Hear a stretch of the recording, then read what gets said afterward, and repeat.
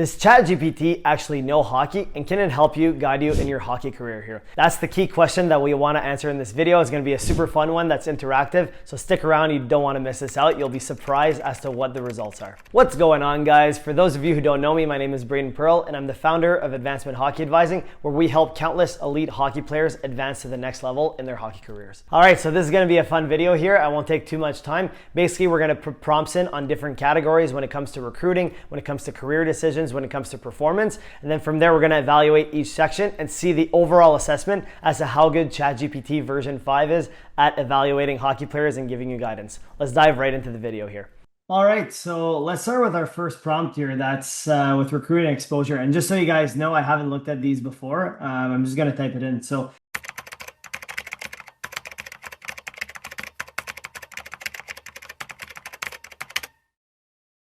all right, here we go. So single digit odds, strong 16-year-old defenseman, realistic ballpark, eventually land NCAA D1 spot, 5 to 10%, okay. School players, 5% for D1, sees roughly 65 teams. Okay, then it goes into more of that. Like a top junior league, D1 commitments, other feeders. Okay, honestly, I would say I somewhat agree with this. I would say the odds are a little bit lower, even for a good 16-year-old AAA defenseman. The odds are quite low. And this is just me being honest with you guys. To make NCAA D1, especially now with the rule change for major junior playing NCAA hockey, for sure it's going to be even more competitive now. So as a 16-year-old, if you're doing well at the AAA level, that's a great sign. But there's still so many other steps to go through. I would say saying 5 to 10% is pretty high. I would say it's more like 1 to 2%. You know, most players don't make it. They either go U Sports or D3 or some other level. So that's just me being honest with you guys. So it's really important, like ChatGPT is actually saying, try and make a top junior league, so major junior being the best, USHL, and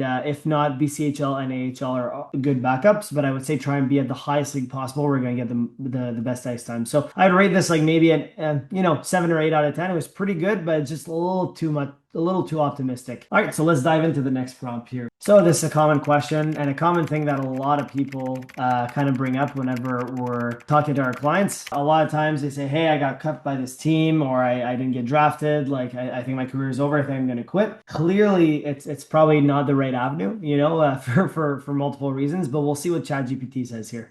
All right, so ChatGPT is saying, no, your path is still wide open. Miss Major Junior 17, you can go to these different routes. Yes, I agree with that. 22 years old. Yes, committing a little bit later is normal. So that's actually a really good point. A lot of D1 schools, they will commit players at the 15 or 16 age bracket, but about 20 to 25% of their guys are committed at an older age. The later bloomers and everything. So definitely don't think that if you don't get drafted to the NHL, or even you don't get drafted major junior, you don't make a major junior team, that it's impossible to play college hockey and pro hockey one day. I've seen countless examples. I don't have them up here on screen, but I've seen countless players end up playing high-end pro, like college and pro hockey, even if they didn't get drafted or make a junior team originally. Yeah, so that's a good point. Like, this stat's probably going to go a little bit higher too over the years. Actually, definitely will go higher over the years, where a lot of players are going to go play NCAA D1 now with the new rule change, and then go play in the NHL. So yeah, it's keeping it more optimistic. I would agree with this overall answer. I think it could have been a little bit more concise and everything, but overall, guys, like if ever you don't make major junior at a really young age, or you get cut or you don't get drafted, definitely don't give up. You're really still young at that point, so you still have a lot of time. So I would agree overall with ChatGPT's response here.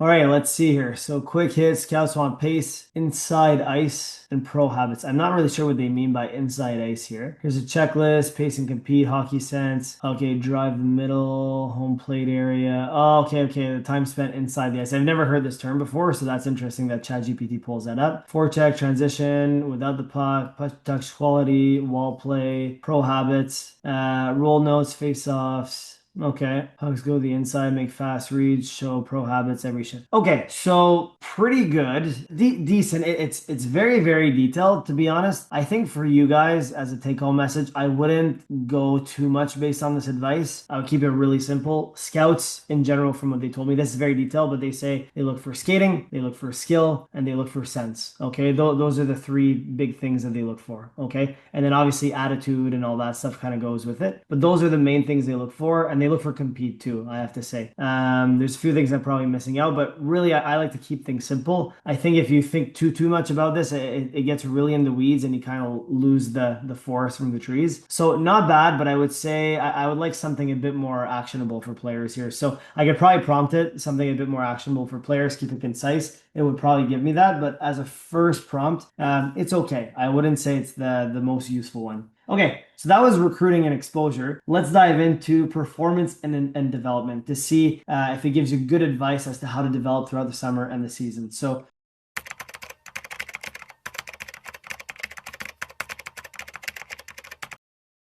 off season, about 8 to 10 hours a week. In season, 3 to 5 hours a week. Smart goalie specific off ice. I would agree with this. In season, you definitely don't want to train too much. In the off season, 8 to 10 hours a week. Yeah, I would say that's about 1.5 hours per day. I would bump this up a little bit, to be honest. I know it's basically off ice, but you do want to train quite a bit as a goalie. I would say probably closer to 12 to 15 hours. And the reason why is that goalie training, yes, you want to do the normal training that players do, be explosive and all that stuff, but there's a lot of added intangibles that go into this. I would bump it up a little bit because it's really, really rigorous, the goalie training. It takes a lot of time. But overall, the principle is good here. How I would split it. Strength and power, okay. Speed, plyometrics, good. Conditioning, mobility, hip care, good. Core. Okay, so it's actually splitting it pretty well. I would up the vision reaction. That's where I think you would need a little bit more. I would also up the core and anti-rotation quite a bit more as well. I would up the mobility and the hip care. For goalies, it's really important that you do a lot of mobility and hip care. But I would want to see these three a little bit higher. Conditioning, maybe a little bit more, but that's pretty good. And then speed, pilot, strength, and power, that's good. And then, okay, it gives you a nice little layout, how to structure it. And then keys to move the needle, quality over volume. Okay, so overall, pretty good answer here. I think it broke it down really nicely. It gave you a schedule. It shows you how it was going to split it, how it's basically emphasizing it, how much time, and even some examples here. So that's really good. But overall, I would like to see a little bit more. But if I prompted it to basically say I want a little bit more of this per day and up the hours to this much, it would probably give me that. So I would give this like a 9 or 9.5 out of 10. I think it's a pretty good job. But obviously, you would want to get a goalie trainer, somebody who specializes in goalies to train you, because obviously you have this program, but you need somebody to actually watch how you're doing things to give you feedback and everything. So I would say overall quite good on this part for Chat GPT.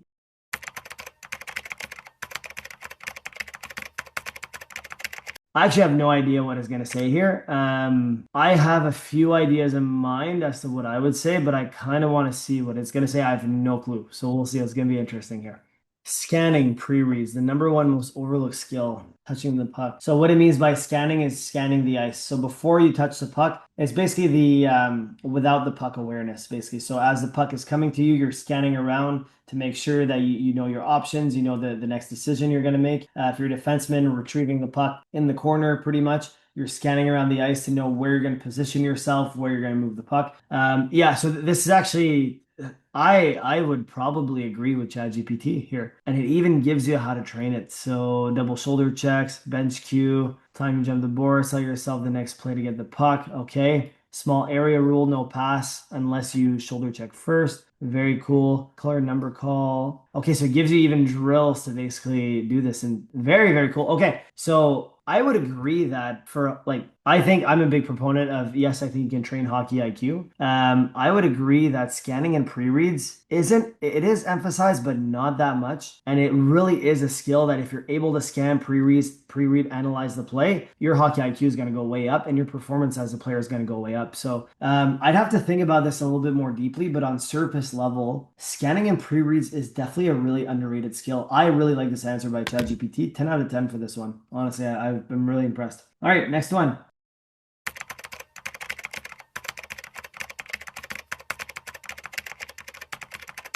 I'm anticipating the answer here is going to be pretty good, especially if I would have given more context on this, it probably would have tailored my prompt a little bit. So I'm assuming the training plan is going to be pretty good. It might stay more surface level. It might go more in the weeds. We'll see. But again, what's nice about ChatGPT is you can kind of prompt it. So you can really get a good training plan if you really want to get in the weeds. Okay, so principles, baseline, weekly rhythm, okay, it's really going in the weeds. So it gave me a really big training plan. Quality over volume, so similar to the goalies one that we saw before, short and fast, first 3 strides rule, protect the groins. Interesting, I like that it's putting the emphasis on here.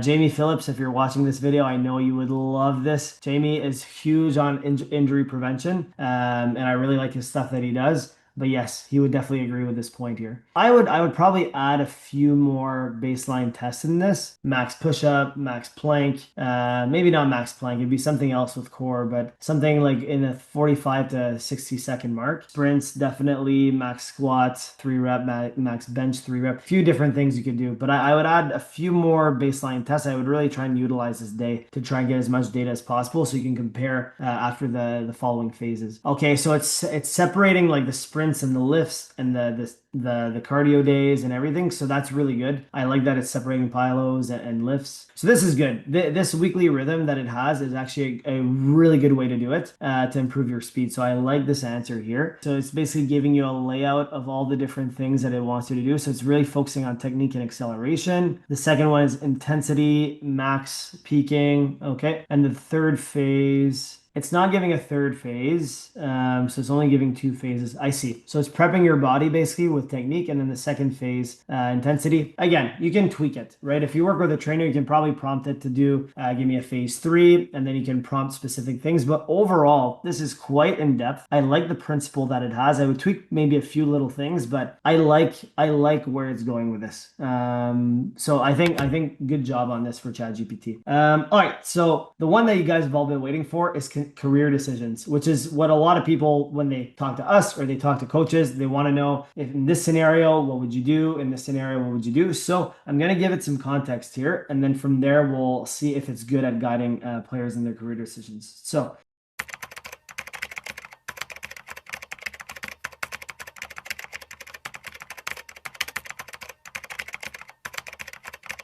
it probably needs more context to make this decision, but I'm curious to see with this information what it's going to say. Okay, so it's saying a principle that I usually say. I wonder if it took my quotes here from YouTube, but basically saying play at the highest level where you're actually going to play real minutes. So yes, I agree with that for the most part. This is a general principle you want to keep in mind. You always want to play in the highest league that you can where you're actually going to get development and ice time. Really important. To go up to a league where you're not playing at all is not worth it. In this case, though, there's quite a jump between the USPHL Premier and the NHL in terms of caliber and in terms of exposure. If you're playing, and especially if you're a younger player, if you're playing about 50% of the games, let's say you're a 17-year-old, you're still getting some decent minutes, especially if the coach line there, let's say you're on the fourth line and actually getting like 12 minutes a game or something around those lines, then it's actually good development for you as a player. So it depends how much he's playing you. Okay, so it's saying the minutes, choose the NHL. Okay, so I'm not convinced that this is the right answer here because again, there's such a huge discrepancy between these two leagues. If it was the CCHL, for example, instead of the NHL, I would say yes, 100% pick the CCHL where you have a clear rule. There's not a huge gap in the leagues, but USPHL Premier and NHL are major gaps between the two leagues. So in this case, if you're playing about 50% of the games and you're getting decent minutes or okay minutes in the NHL when you're playing, let's say you're a 17-year-old, I would pick the NA still. I think between those two options, I would pick the NA. If I was your advisor, I'd recommend find a league like the CCHL or the OJ or the NCDC and go get the minutes there instead. I wouldn't go all the way down to the USPHL Premier. So overall, I think misread the assignment a little bit. It was a bit of a tricky question. Didn't give it all that much context, but I wouldn't take this advice from ChatGPT. Overall, my answer would be try to go to, it's a big gap. So I would go to try and get another league like CCHL or NCDC, something like that, where you can still get minutes. Anyway, so kind of misread the assignment on this one.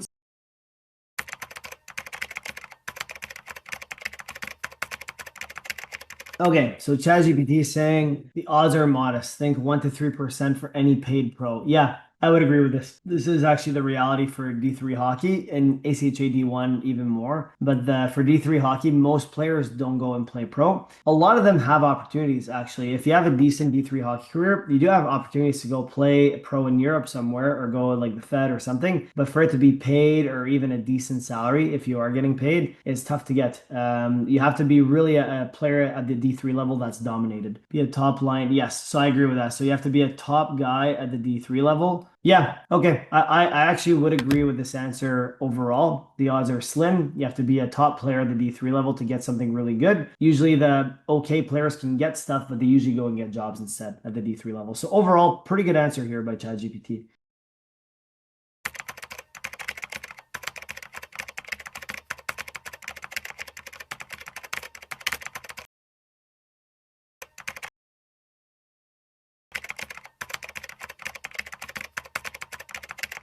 So this is with the new rule. So what pass should a Canadian 17-year-old take? Basically, if they want to play NCAA hockey still, but they've been cut by major junior teams a lot, this accounts the new rule here. So I'll see if ChatGPT can give some good context with that. And then from there, if it recommends like the leagues in order, basically. Well, okay, so not entirely true. Nowadays with the rule change, major junior is definitely the spot you want to go to if you want the highest chances of playing NCAA D1. But other leagues, like it's going to probably mention here, the USHL, the BCHL, really good NAHL, they're still going to produce NCAA D1 players, just maybe not to the same degree as before. So this isn't entirely true. You are a little bit behind, but there is other spots that you can go to end up going NCAA D1. These two, keep in mind, the MHL and the Junior AAA League, not a great league for NCAA hockey, not that much exposure. It might change now with this rule change, but it's not putting this into context. So I would not listen to this advice right here. And it didn't really rank these leagues in order here. So also to keep in mind, player leagues. Okay, so it's really missing the assignment with ranking the NCDC along with these leagues. It's not really ranking nicely. So just keep that in mind as well when it's giving you recommendations, spring, summer. Okay, so now it's giving you like a plan, an action plan and everything. Hard yes, decision, simple outreach script. Okay, so not super helpful. We could ask it another prompt. Getting cut from each junior. Yeah, it doesn't fully close the door. It does put you behind a little bit. So I would disagree overall with this prompt here a little bit. It missed a few things, and the overall key message, it didn't give you that nuance basically. So overall, I would say my thoughts with ChatGPT when it comes to like for hockey players, when it comes to building training programs, very obvious answers that take a lot of time, like building a training program or like how to get faster, goalie training program, all that stuff takes time. And it's something that can really like help fast track it and help give at least a template that your trainer can work off of to specify for you. So it's pretty good at doing that. Knowing what scouts look for and all that stuff, I think it did a pretty good job. I think it was very mediocre at best, if not super helpful at making career decisions. It gave a few like pretty good points, but overall, when you're making career decisions, I don't think it's quite there yet. I think that you still want to consult an expert in the field, okay? Whether that's a coach that you know, an agent, an advisor, whoever you think that you could trust in the field, you want to consult them for advice because ChatGPT, I would just say it's not quite there yet. And there's a lot of nuance that still goes into this that it kind of, with certainty here, right? It gives you certain answers that's saying you are not behind, skip it all together. That's not entirely true. It doesn't give you that nuance. So really important to keep that in mind with ChatGPT. So overall, that's pretty much it, guys. Hopefully you enjoyed this and got some value out of it. And that is a wrap, my friends. Hopefully the results did shock you as well. I thought it was pretty cool and a fun exercise to do. If you want to see more videos like this, definitely drop a comment down below. If you do like it, we will film more videos using ChatGPT and AI when it comes to hockey players. So if you liked it, if you haven't already, absolutely destroy that like button, hit that subscribe button, hit that notification bell. If you want to keep watching, you can click this video or this video. With that being said, guys, thank you so much for watching. We'll catch you on that next one.